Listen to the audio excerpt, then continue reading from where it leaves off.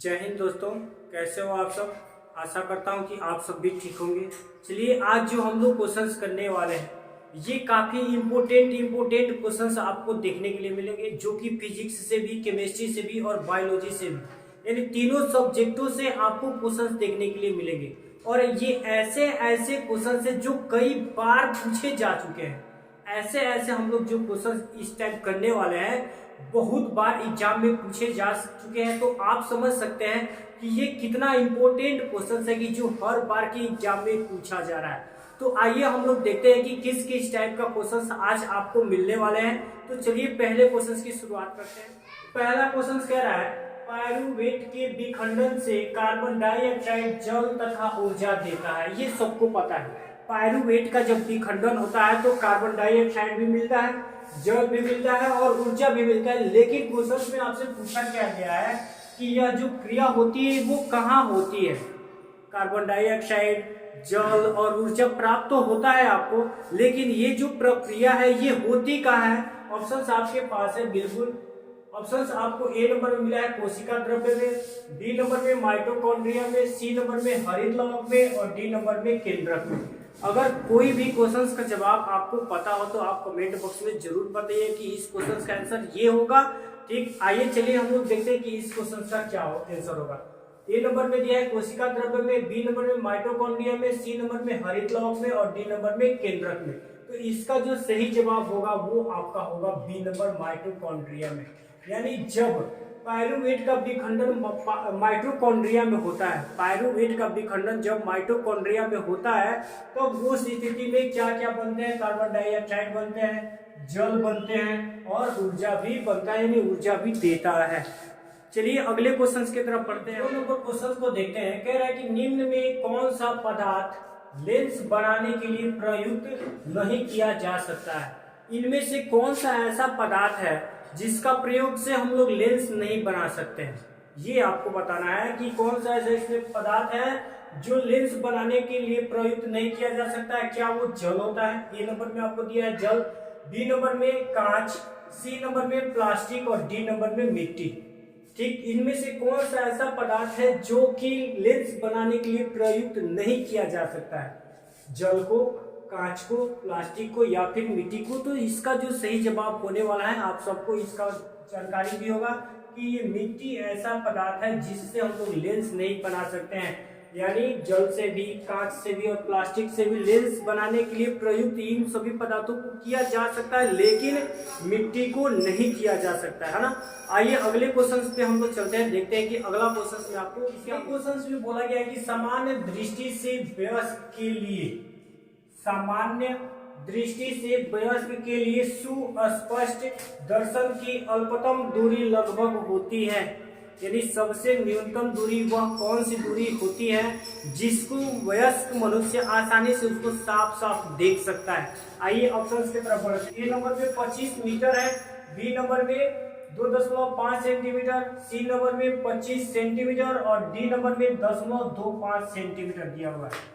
ए number में 25 metre है, B number में 2.5 सेंटीमीटर, सी नंबर में 25 सेंटीमीटर और डी नंबर में 10.25 सेंटीमीटर दिया गया है। तो इस क्वेश्चन की जानकारी लगभग आप सबको पता होनी चाहिए, बिल्कुल पता होना चाहिए, क्योंकि ये काफी इंपोर्टेंट और बहुत बार पूछे जाने वाला क्वेश्चन है।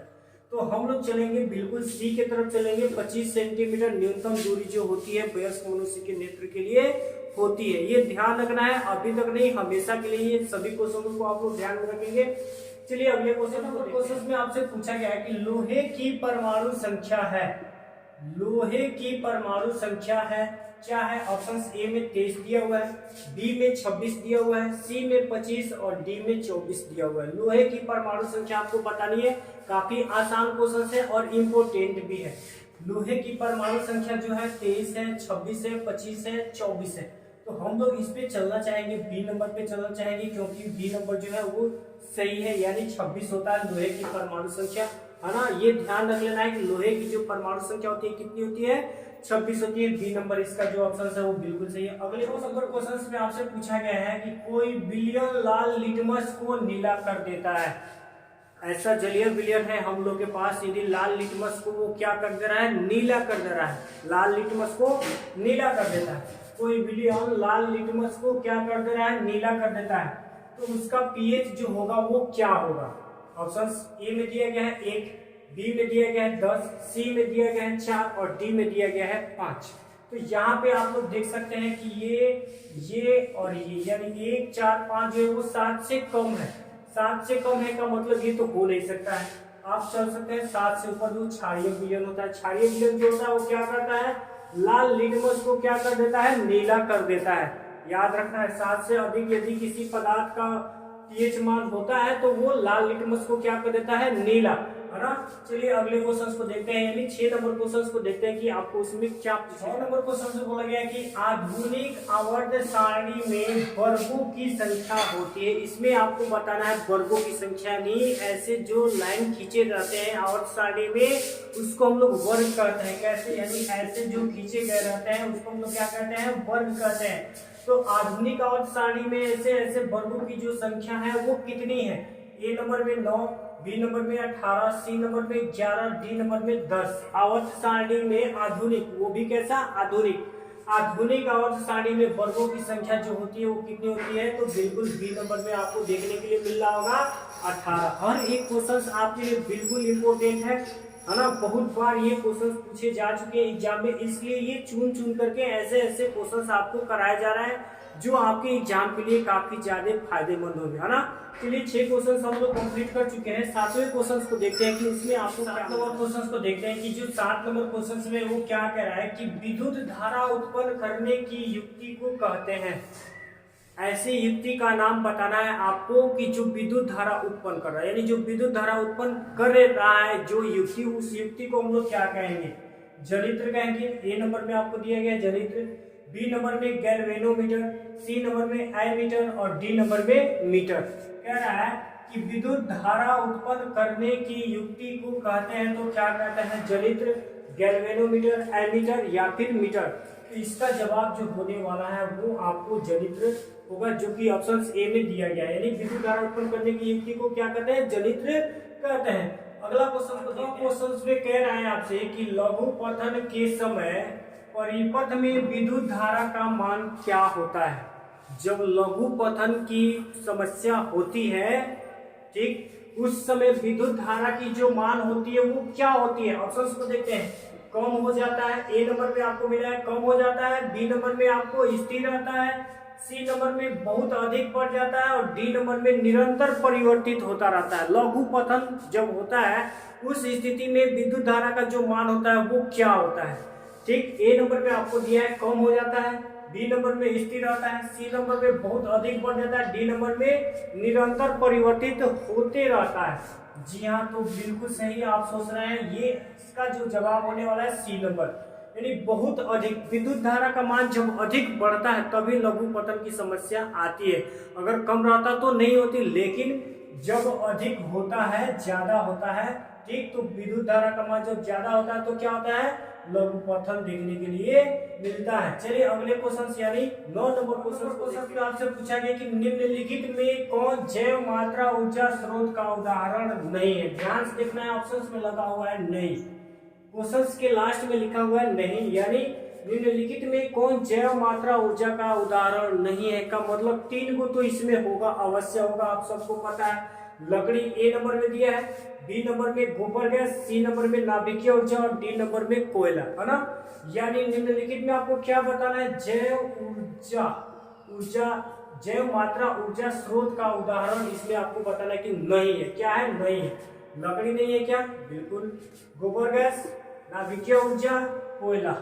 चलिए ये लकड़ी है जो जैव मात्रा ऊर्जा का स्रोत है, गोबर गैस भी है, कोयला भी है, लेकिन पूछा क्या गया है कि नहीं है। तो नाभिकीय ऊर्जा जो होता है ये आपका नहीं होता है। क्या नहीं होता है, जैव मात्रा ऊर्जा स्रोत का उदाहरण नहीं होता है। तो आपका सही ऑप्शन बिल्कुल नाभिकीय ऊर्जा यानी कि सी नंबर होगा। आइए अगला क्वेश्चन यानी 10 नंबर क्वेश्चन को हम लोग देखते हैं। क्वेश्चन को देखते हैं। 10 नंबर क्वेश्चन में आपसे बोला गया है कि मनुष्य में ब्रिक एक तंत्र का भाग होता है। मनुष्य में जो ब्रिक होता है एक तंत्र का भाग होता है, सही बात है, लेकिन संबंधित है। ये जो है ये किससे संबंधित है, क्या ये पोषण से संबंधित है, श्वसन से संबंधित है, उत्सर्जन से संबंधित है, या फिर डी नंबर में आपको मिलेगा परिवहन से संबंधित है। यानी जो ब्रीक होता है, ब्रीक वो किससे संबंधित होता है? क्या ए नंबर में दिया है पोषण से, बी नंबर में श्वसन से, सी नंबर में उत्सर्जन से और डी नंबर में परिवहन से। तो इस क्वेश्चन का जवाब अगर आप लोगों को पता होगा तो आप लोग कमेंट बॉक्स में जरूर बताइएगा। फिलहाल में हम बता देते हैं कि इसका जो जवाब होगा आपका सी नंबर यानी उत्सर्जन से संबंधित रहता है। जो ब्रीक होता है एक तंत्र होता है, ठीक, लेकिन ये जो संबंधित होता है किससे? उत्सर्जन से संबंधित होता है। चलिए 10 क्वेश्चंस कंप्लीट हुए। ये 10 क्वेश्चंस आपको कैसे लगे कमेंट बॉक्स में जरूर बताइएगा। हर एक टाइप से क्वेश्चंस आपको देखने के लिए जरूर मिलेंगे, हर एक विषय से आपको क्वेश्चन जरूर देखने के लिए मिलेंगे, ठीक है। लाइक कमेंट शेयर आप लोग करते रहे, दबा करके एकदम करते रहे। हर एक टाइप के क्वेश्चंस आपको दिखाने के लिए हम तैयार है ना। आपके एग्जाम तक हम साथ हैं और हर एक प्रकार के क्वेश्चंस आपको हम पहुंचाएंगे, हर एक प्रकार की जानकारी को भी आपको पहुंचाएंगे। आज के लिए खैर इतना ही। जय हिंद।